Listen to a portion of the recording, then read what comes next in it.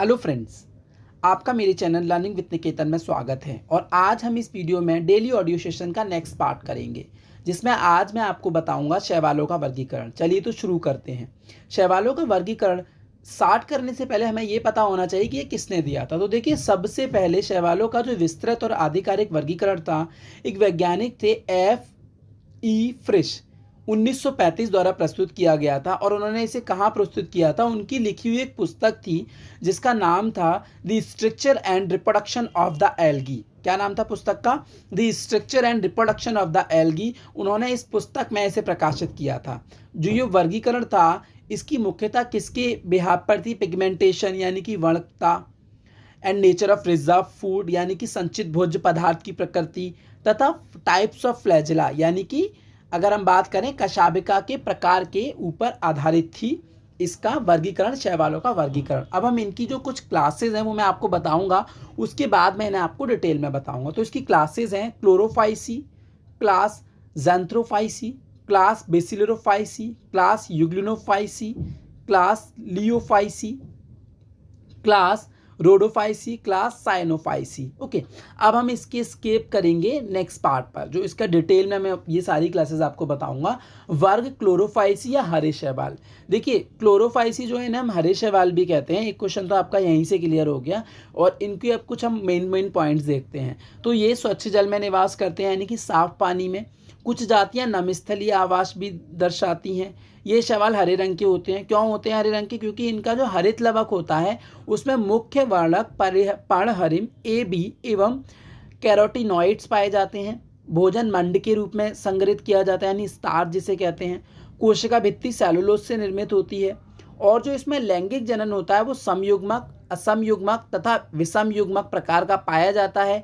और इस वर्ग को 9 गणों में विभक्त किया गया है। तो इसके जो कॉमन उदाहरण हैं, कॉमन जो आपके हम बात करें एग्जाम सामान्य उदाहरण है वो देख ले रहे हैं। वॉलबॉक्स है, यूलोथ्रिक्स है, क्लोरेला है, स्पायरोगायरा है। यानी कि वॉलबॉक्स, यूलोथ्रिक्स, कोलेरा, स्पायरोगायरा, ये सारे के सारे आपके किसके अंतर्गत आते हैं? वर्ग क्लोरोफाइसी के अंतर्गत। ओके,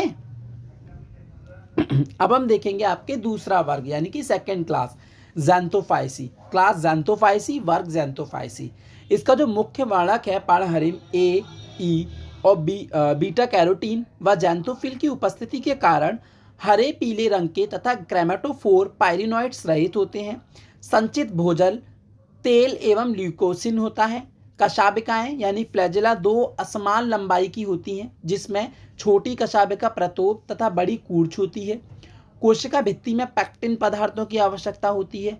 और अगर मैं इसमें जनन की बात करूं तो लैंगिक जनन कुछ ही जातियों में होता है और हमेशा समयुग्मक प्रकार का पाया जाता है। इस वर्ग को भी 4 गणों में विभक्त किया गया है। माइक्रोस्पोरा ये इसके उदाहरण हैं, और बॉट्रिडियम। अब हम बात करेंगे वर्ग बैसिलियोफाइसी या जिसे डायटम्स भी कहते हैं।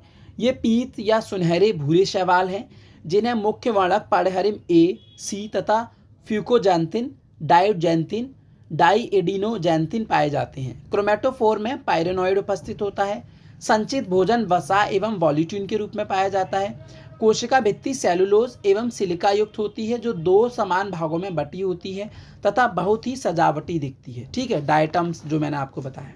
अब हम बात करेंगे इसकी नेक्स्ट क्लास पर, जिसे हम क्लास यूग्लिनोफाइसी कहते हैं, या जिसे हिंदी में आप वर्ग यूग्लिनोफाइसी कहेंगे। ये शैवाल प्राय एक कोशिकीय, हरित तथा कशाबिक तथा सूक्ष्म जंतुओं से मिलते जुलते होते हैं।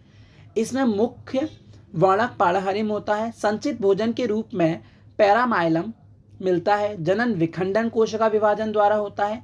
लैंगिक जनन कभी कभी एवं समयुग्मकी होता है। इस वर्ग में केवल एक ही गण होता है। इसके उदाहरण जो है आपके यूग्लिना, हेट्रोनीमा।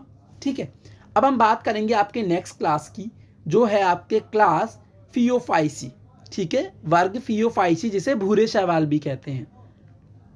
ये शैवाल मुख्य वर्णक फ्यूकोजैंथिन की उपस्थिति के कारण भूरे रंग के होते हैं। यानी कि इनमें जो वर्णक पाया जाता है फ्यूकोजैंथिन, ये इसमें वर्णक पाया जाता है फ्यूकोजैंथिन, इसकी उपस्थिति के कारण ये भूरे रंग के होते हैं। इनके अतिरिक्त पर्णहरिम ए, बी तथा बीटा कैरोटीन भी पाए जाते हैं। संचित भोजन एल्कोहल, मैनिटोल एंड लैमिनेरिल, मंड तथा वसा पाया जाता है। कोशिका भित्ति में एल्जिनिक व फ्यूसिनिक अम्ल पाए जाते हैं। जनन कोशिका द्विकाशीय होती हैं। लैंगिक जनन इसमें कैसा कैसा पाया जाता है देख ले रहे हैं। समयुग्मी, असमयुग्मकी एवं विषम युग्मकी प्रकार का मिलता है और इस वर्ग को भी 9 वर्गों में बांटा गया है, गणों में। उदाहरण फ्यूकस एंड सारगासम, ये उसके उदाहरण है। अब हम बात करेंगे वर्ग रोडोफाइसी या लाल शैवाल, जिसे रेड एल्गी भी कहते हैं। ये शैवाल फाइकोसाइनिन व लाइकोरिथ्रिन नामक मुख्य वर्णकों की उपस्थिति के कारण लाल रंग के होते हैं। यानी कि अभी आपसे पूछ लिया जाए कि जो वर्ग क्लास है आपके रोडोफाइसी, इसके शैवाल लाल रंग के क्यों होते हैं, तो आपको आंसर दे देना है कि इनमें एक वर्णक पाया जाता है, एक पिगमेंट पाया जाता है जो फाइकोसाइनिन है और फाइकोरिथ्रिन है। फाइकोरिथ्रिन इन दोनों की वैसे रेड कलर के होते हैं, लाल रंग के होते हैं। इनके अतिरिक्त इनमें पाड़हरिम ए, डी, कैरोटीन तथा जैंथोफिल भी पाए जाते हैं। संचित भोजन फ्लोडेरियन मंड के रूप में मिलता है। कशाबिका का अभाव होता है। जननांग अत्यधिक विकसित एवं जनन विषयुग्मकी प्रकार का मिलता है। इस वर्ग में टोटल यानी कि कुल 7 गण रखे गए हैं। तो इसके उदाहरण देख ले रहे हैं हम, पॉलीसाइफोनिया एंड बैट्रेकोस्पाम। ओके, अब हम बात करेंगे आपके लास्ट एंड 7 क्लास जो है इसकी, यानी कि आखिरी जो क्लास बची है वर्ग है इसका, वर्ग साइनोफाइसी, क्लास साइनोफाइसी, और इसे एक नाम से और बुलाते हैं मिक्सोफाइसी। ठीक है, क्योंकि ये ब्लू ग्रीन एल्गी है, यानी कि 2 तरीके की मिलती हैं, इसीलिए ना मिक्सोफाइसी भी कहते हैं। इनके जो इसमें आपके पिगमेंट है, यानी कौन कौन से वर्णक पाए जाते हैं, सी फाइकोसाइनिन तथा सी फाइकोइथ्रिन की उपस्थिति के कारण ही इनका रंग नीला हरा हो जाता है। ठीक है, कोशिका भित्ति म्यूकोपॉलीमर से निर्मित होती है। केंद्रक प्रोकैरियोटिक प्रकार का होता है, जैसे प्रोकैरियोटिक सेल्स में पाया जाता है न्यूक्लियस। संचित जो भोजन होता है साइकोफाइसिन, मंड या ग्लाइकोजन के रूप में मिलता है। लैंगिक जनन इसमें होता नहीं है, अनुपस्थित होता है। कशाबिकाएं अनुपस्थित होती हैं। इस वर्ग को 5 गणों में बांटा गया और इसके जो मुख्य उदाहरण हैं nostoc and anabaena. Okay friends,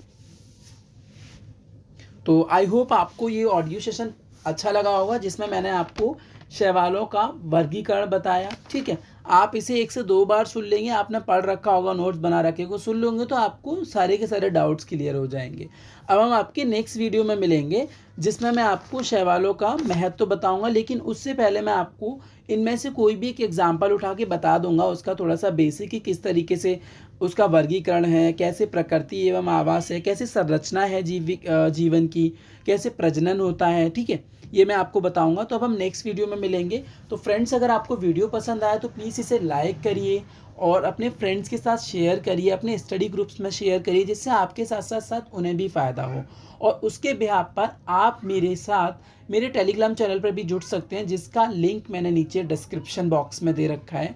क्योंकि अगर आप टेलीग्राम चैनल से जुड़ते हैं तो वहाँ टीजीटी, पीजीटी और आपकी जीआईसी, एलटी ग्रेड के लिए डेली 4 बजे मैं लाइव क्विज कराता हूँ। पीवाईक्यू है daily according to syllabus, according to topic क्यूज चल रहा है, जिसमें आप पार्टिसिपेट करें और अपने आप को आप चेक कर पाएंगे कि आप कहाँ स्टैंड कर रहे हैं। ठीक है, देखिए कितने भी पढ़ते रहिए, उससे कोई फ़ायदा नहीं होने वाला जब तक आप अपने आप को समय समय पर चेक नहीं करेंगे कि हम उसके कैपेबल हैं या नहीं हैं। और वो आप कैसे चेक कर पाएंगे, जब आप ज़्यादा से ज़्यादा क्विज देंगे, ज़्यादा से ज़्यादा क्वेश्चन को सॉल्व करेंगे। Okay, so friends, now we will meet in a next video.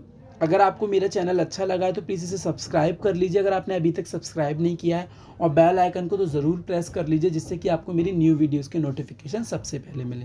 So thank you so much.